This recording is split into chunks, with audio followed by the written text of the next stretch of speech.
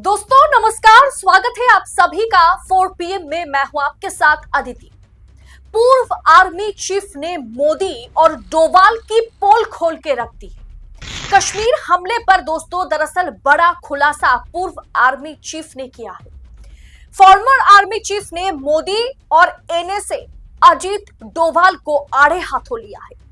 पहलगाम में हुए हमले पर जहां मोदी जी जवाबदेही से बचते नजर आ रहे हैं, जहां सरकार कश्मीर के लोकल टूर ऑपरेटर्स पर दोष डालने की कोशिश कर रही है कि हमें तो पता नहीं था कि पहलगाम की जो बेसरन है वहां पर टूरिस्ट जा रहे हैं, टूरिस्ट मौजूद हो रहे हैं, क्योंकि टूर ऑपरेटर्स ने हमें कोई जानकारी नहीं दी।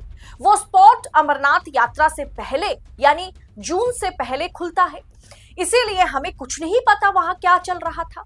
यह कहकर सरकार अपनी विफलता या इंटेलिजेंस फेलियर पर बात करना नहीं चाह रही है, लेकिन पूर्व army chief, farmer army chief general ने सरकार की पोल पट्टी खोल के रख दी है।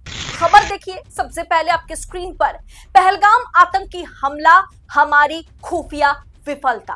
पूर्व सेना प्रमुख बोले अब बस बहुत हुआ। पहलगाम में हुए आतंकी हमले पर पूर्व army chief general Shankar Roy Chaudhary ने घोर चिंता जताई है। उन्होंने कहा है कि हमला खुफिया जानकारी की कमी के कारण हुआ है। अगर इंटेलिजेंस यहां फेल हो रहा है तो किस किस मोर्चे पर हम फेल होंगे हम सोच भी नहीं सकते। ये सोचकर भी मुझे भयंकर चिंता हो रही है और सरकार इससे जवाबदेही से बच रही है। सरकार ऐसा नहीं कर सकती है। इस मामले में जवाबदेही तय होनी चाहिए और ये जवाबदेही प्रधानमंत्री की, ये जवाबदेही एनएसए यानी नेशनल सिक्योरिटी एडवाइजर, राष्ट्रीय सुरक्षा सलाहकार अजीत डोभाल की है। यह जवाबदेही जनरल रॉय चौधरी ने न्यूज एजेंसी पीटीआई से बात करते हुए साफ किया है कि मुझे लगता है खुफिया जानकारी में कमी रही, किसी को तो इस चूक के लिए जवाब देना होगा। निश्चित रूप से कोई लापरवाही के लिए जिम्मेदार है और उन्हें इसके परिणाम भुगतने होंगे। उन्होंने यह भी कहा है कि इस हमले के पीछे पाकिस्तान और उसकी खुफिया एजेंसी आईएसआई का हाथ हो सकता है। पहलगाम में आतंकियों ने 26 लोगों को मार डाला था, जिनमें ज्यादातर पर्यटक थे, जिनमें सभी पर्यटक थे एक तरीके से। यह हमला उनके परिवार के सदस्यों के सामने हुआ है।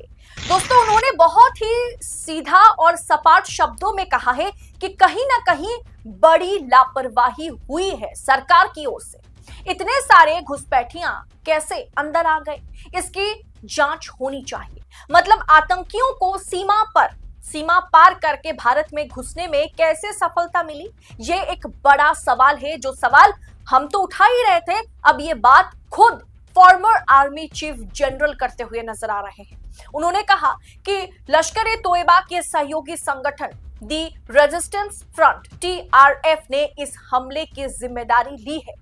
लश्कर-ए-तोयबा एक आतंकी संगठन है जो पाकिस्तान से संचालित होता है। TRF उसी का एक हिस्सा है। उन्होंने आगे यह भी कहा कि जैसे का तैसा यानी टिट फॉर टैट अपनाने होंगे। जब उनसे यह सवाल पूछा गया, पीटीआई के पत्रकार ने यह सवाल पूछा, क्या भारत सरकार की ओर से पाकिस्तान पर लगाए गए राजनयिक प्रतिबंध काफी है, तो रॉय चौधरी ने क्या कहा? उन्होंने कहा सबसे पहले हमें प्रतिरोधात्मक उपाय करने होंगे। वे किस रूप में होंगे ये हम पर निर्भर करता है। पारंपरिक उपाय पर्याप्त नहीं होंगे। इसके मतलब है कि सिर्फ बातचीत और प्रतिबंधों से काम नहीं चलेगा, हमें कुछ और सख्त कदम उठाने होंगे। रॉय चौधरी ने आगे कहा कि हमें उसी तरह से जवाब देना होगा। यही एकमात्र तरीका है जो मुझे दिख रहा है कि जैसे का तैसा, टिट फॉर टैट, जो उन्होंने किया हमें भी उसी तरह से जवाब देना है।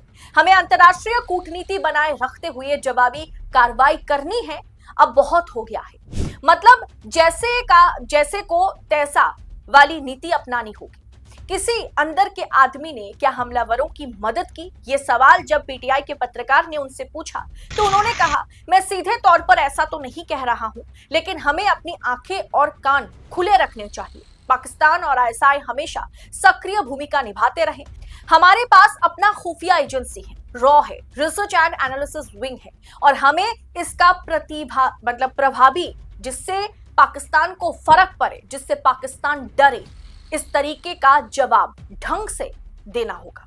मतलब हमें हर तरफ से सतर्क रहना होगा और अपनी खुफिया एजेंसियों को और मजबूत करना होगा और सरकार को अपनी जवाबदेही तय करनी होगी। पूर्व army chief mister Roy Chaudhary ने, शंकर रॉय चौधरी ने यह साफ किया है कि इसकी जिम्मेदारी एनएसए अजीत डोभाल और हमारे देश के जो राष्ट्रीय सेवक है यानी प्रधानमंत्री मोदी को लेनी होगी, क्योंकि उन्होंने साफ किया है कि ये कोई local tourist operators, tour guide, इनके चलते, इनकी गलतियों के चलते ये हमला नहीं हुआ है। इस हमले को अंजाम देने के पीछे वो लोग इसलिए दे पाए क्योंकि हमारी इंटेलिजेंस फेल हो चुकी थी। हमारी आर्मी हो, सेना हो, इंटेलिजेंस हो, रॉ हो, आईबी हो, ठीक तरीके से काम करते हुए नजर नहीं आए थे। अब दोस्तों, हम तो डायरेक्ट तरीके से या सीधे तौर पर सेना से सवाल नहीं कर सकते। अब सेना से सवाल करना मतलब देश के लिए सवाल, मतलब देश पर सवाल हो जाता है, लेकिन सवाल तो पूछे जाएंगे ना, क्योंकि अब ये बात हम नहीं कर रहे हैं। बड़े बड़े सिविल सोसाइटी के लोग, बड़े बड़े जर्नलिस्ट, यहाँ तक कि जितने भी पूर्व आर्मी ऑफिसर्स रहे, आर्मी चीफ अब ये बात करते हुए नजर आ रहे हैं कि इंटेलिजेंस फेलियर पर बात करनी चाहिए। बात नहीं करेंगे या ये एक तरीके से एंटी नेशनल वाली बात हो जाएगी, इसलिए हम इस पर बात करने से, इससे सवाल पूछने से बचेंगे, ऐसा करना उचित नहीं होगा। हमें पैनी नजर रखनी है, साथ में हमारी इंटेलिजेंस में कहां हम फेल हुए इस पर बातें करनी होंगी, इस पर कार्रवाई होनी चाहिए, इस पर जांच बिठानी चाहिए। ये बात खुद पूर्व आर्मी चीफ करते हुए नजर आ रहे हैं। दोस्तों, पहलगाम में जिस तरीके से आतंकी हमला हुआ, जिस तरीके से 26 पर्यटकों पर धर्म पूछकर गोलियों से उन्हें भून डाला गया, इसकी जिम्मेदारी कहीं ना कहीं साफ, मतलब इसकी जिम्मेदारी सरकार को लेनी होगी और हमारी खुफिया विफलता, हमारी इंटेलिजेंस फेलियर जो है वो साफ तौर पर नजर आ रहा है, उससे हम बच नहीं सकते। और बार बार आपसे मैं कह रही हूं कि अब तक ये सवाल हम उठा रहे थे और अब इस पर पूर्व army chief general Shankar Roy Chaudhary ने घोर चिंता जाहिर की है कि हम अगर यहां फेल हो गए तो ना जाने हम कहां कहां फेल होंगे। दोस्तों, इस पूरे विषय पर आपकी राय क्या है? पूर्व आर्मी चीफ ने जिस तरीके से हमारे इंटेल पर, सरकार पर, नेशनल सिक्योरिटी पर सवाल उठाए हैं, उसे आप किस अंदाज में देख रहे हैं? क्या आपको भी लगता है कि नेशनल सिक्योरिटी पर सवाल उठना मतलब नेशनल सिक्योरिटी एडवाइजर, राष्ट्रीय सुरक्षा सलाहकार अजीत डोभाल को भी आगे आकर के बात करने की जरूरत है? मोदी सरकार की ओर से एक प्रेस कॉन्फ्रेंस की जरूरत है। खुफिया जानकारी में हम कहां पर फेल साबित हुए हैं, यह भी सरकार को खुल करके सामने आके बोलने की जरूरत है। जवाबदेही से सरकार बच नहीं सकती, ये बात खुद पूर्व आर्मी चीफ कहते हुए आज नजर आ रहे हैं। दोस्तों, इस पूरे विषय को आप किस अंदाज में आंक रहे हैं? कमेंट कर अपनी राय हमारे साथ शेयर कीजिएगा और ऐसी तमाम खबरों को लगातार पाने के लिए, क्योंकि ऐसी खबरें आपको गोदी मीडिया के पर्दे पर कभी भी दिखाई नहीं देगी, इसीलिए ऐसी खबरें इसी तरह से पाने के लिए 4 PM के साथ बने रहें। फिलहाल इस रिपोर्ट में इतना ही, जल्द होगी आपसे मुलाकात। बहुत बहुत शुक्रिया आपका। जय हिंद, जय भारत।